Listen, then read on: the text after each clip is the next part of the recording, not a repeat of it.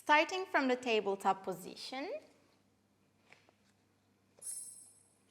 pressing through the finger knuckles, gripping through the fingertips, wrapping the triceps back, pushing the ground away, tucking one foot at a time, squeezing the butt, pressing the heels slightly backward, and I'm in the plank position. For the easy chaturanga, I am bringing my knees onto the mat without shifting forward and backward. Now, I'm looking slightly forward, drawing my shoulder tips down, still squeezing the butt, and lowering the chest down, down, down as I hug the elbows in towards the side body. And from here,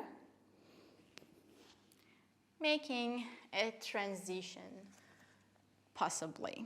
Easy chaturanga is a great way to prepare the body for the traditional chaturanga, which looks like this.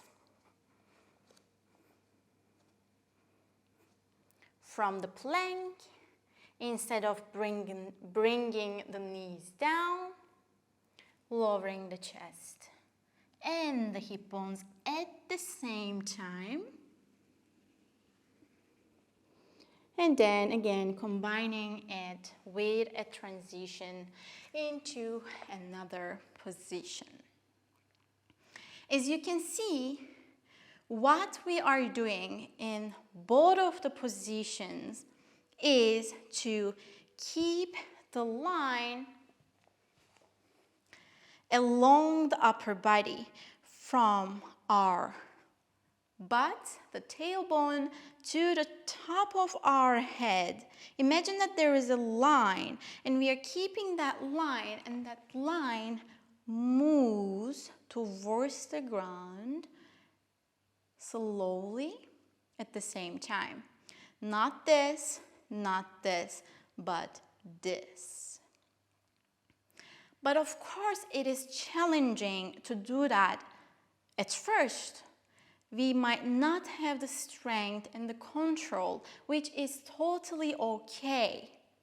So what we can do is bringing the knees down and just working on lowering the chest and the hip bones at the same time towards the ground, which will make us stronger over time through practice. And then at some point we will lift the knees up and start doing the traditional chaturanga. My recommendation is for you, as you practice easy chaturanga, go down, down, down, down, and it's normal and okay to collapse at some point. Don't be afraid of that. Go until that point and collapse. And then repeat. Over time, the point that you are collapsing will go even lower and lower. And at some point, you will stop collapsing. And then you will start working on lifting the knees up and doing the traditional chaturanga.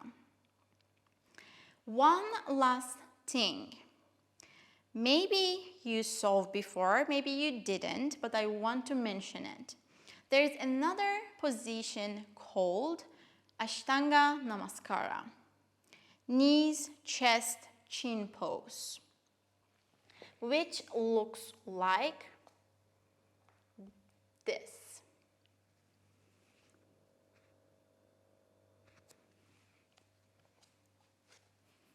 There is nothing wrong with this pose, but it is not the perfect preparation for the Chaturanga, because the position itself is not teaching the body keep that line, but instead it is doing something different, which is okay. There is nothing wrong with it. I want to repeat this, but to prepare the body for Chaturanga, it is more beneficial to practice easy Chaturanga instead of Ashtanga Namaskara.